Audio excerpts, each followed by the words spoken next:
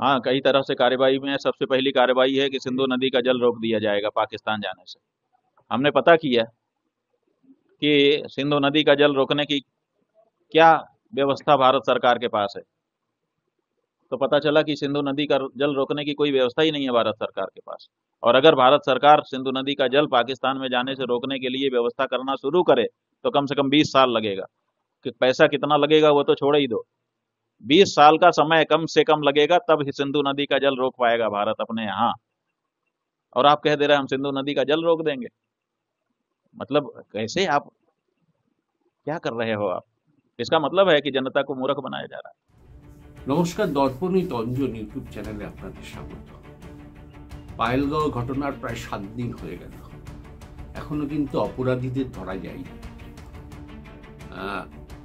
কেন্দ্রীয় সরকার বলছে চিরুনি তল্লাশি হচ্ছে, সীমান্তে নাকি সংঘর্ষ হচ্ছে, বহু পাকিস্তানি সৈন্য মারা যাচ্ছে, কেন্দ্রীয় সরকারের দাবি। কিন্তু এখনো কিন্তু সেই জঙ্গিদের ধরতে পারল না কেন্দ্রীয় সরকার। এক, দুই হচ্ছে যে বিষয়টা নিয়ে এই মুহূর্তে সবচেয়ে বড় বিতর্ক উঠেছে দেশ এবং দেশের বাইরে, তা হচ্ছে কড়া পদক্ষেপ নিতে গিয়ে কেন্দ্রীয় সরকার বলেছেন যে সিন্ধুর জল পাকিস্তান আর পাবে না। স্বাভাবিকভাবেই প্রশ্ন উঠেছে যে এইভাবে কি জল বন্ধ করা যায়? নদীর জল এইভাবে কি বন্ধ করা যায়? সিন্ধুর উৎপত্তি স্থল কিন্তু চীন।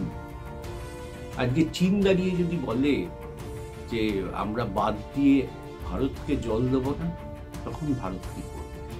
এটা যেমনি এক দিক, তেমনি আরেকটা দিক হচ্ছে যে এই জল পাকিস্তানে আটকাতে গেলে যত পরিমাণ বাঁধ তৈরি করতে হবে তা কি আদৌ ভারতবর্ষের পক্ষে সম্ভব? বিশেষজ্ঞরা বলছে, আমরা নয়, বিশেষজ্ঞরা বলছে মিনিমাম 20 বছর সময় লাগবে এই বাঁধগুলো নির্মাণ করতে। এক নয়, একাধিক বাঁধ জল যদি আটকাতে হয়। আর যদি জল এখন যা বাঁধ আছে সেই বাঁধে থেকে যদি জল না ছাড়া হয়, তাহলে জল জমতে জমতে, বিশেষ করে বর্ষার সময় জল জমতে জমতে বাঁধ তাহলে ভেঙে যাবে। বাঁধ কেন দেয়া হয়? বাঁধের জল কেন ছাড়া হয়? যখন বাঁধের জল বাঁধ আর জল আটকে রাখতে পারে না, বিপদ সীমা অতিক্রম করে যায়, তখন বাঁধের জল ছেড়ে দেওয়া হয়। সতর্কতা দিয়ে ছাড়া হয় যাতে বন্যা না হয়। তবুও বহু জায়গায় বাঁধের জল ছেড়ে দিলে বন্যা হয়। এ নিয়ে নানান কথা আছে। কিন্তু বাঁধ দিয়ে নদী জল আটকে রেখে পাকিস্তানকে দেয়া যাবে না, কি আদৌ বাস্তবে সম্ভব? তবে কেন্দ্রীয় সরকার কেন এই কথা বললেন? সস্তা রাজনীতি, মানুষের মনকে বিপদে খুঁড়িয়ে দেওয়ার জন্য। পাকিস্তানও জানে যে কখনোই ভারতবর্ষ এই কাজ এই মুহূর্তে করতে পারবে না, করতে গেলে 20 বছর সময় লাগবে। সেখানে দাঁড়িয়ে এই রকম একটা মিথ্যা প্রতিশ্রুতি দিয়ে গোটা দেশে যখন মানুষ শোকাহত কাশ্মীরের ঘটনায়, তখন মিথ্যা প্রতিশ্রুতি দিয়ে কেন্দ্রীয় সরকার মানুষের মন জয় করতে চাইছে। ধীরে ধীরে কিন্তু এই প্রশ্ন উঠতে শুরু করেছে। যারা নদী বিশেষজ্ঞ, যারা বাঁধ বিশেষজ্ঞ, যারা ইঞ্জিনিয়ার, তারা কিন্তু বলতে শুরু করেছেন দেশ জুড়ে যে এটা কি করে কেন্দ্রীয় সরকার বললেন? কারোর সাথে পরামর্শ না করে, কারিগরি দিক না ভেবে নদীর জল কখনো এভাবে আটকে রাখা যায় না। নদীর জল বাড়তে বাড়তে বাঁধের সময় বিপদসীমা ছাড়িয়ে গেলে বাঁধ খুলে দিতে হয়, এবং খুলে দিলেই তো পাকিস্তান জল পেয়ে যাবে সিন্ধু নদীর ওপর। আর যদি বাঁধ খুলে না দেয় তাহলে বাঁধ ভেঙে যাবে। আর নতুন করে যদি জল আটকাতে হয় তাহলে মিনিমাম 20 বছর লাগবে, এবং কয়েকশো কোটি, হাজার কোটি কেন তারও বেশি কোটি টাকা বোধহয় বাঁধগুলো তৈরি করতে লাগবে, একাধিক বাঁধ তৈরি করতে লাগবে। ইঞ্জিনিয়াররা বলছেন, বিশেষজ্ঞরা বলছেন। তবে কেন এই ধোঁকা? কেন মানুষকে এই ভাওতা দিয়ে বোঝানোর চেষ্টা যে জল না পেলে পাকিস্তান শুকিয়ে মরে যাবে, পাকিস্তানের কিছু জল পাবে না, খাওয়ার চাষ করবার জল পাবে না, নানা রকম তথ্য দিয়ে আসছেন।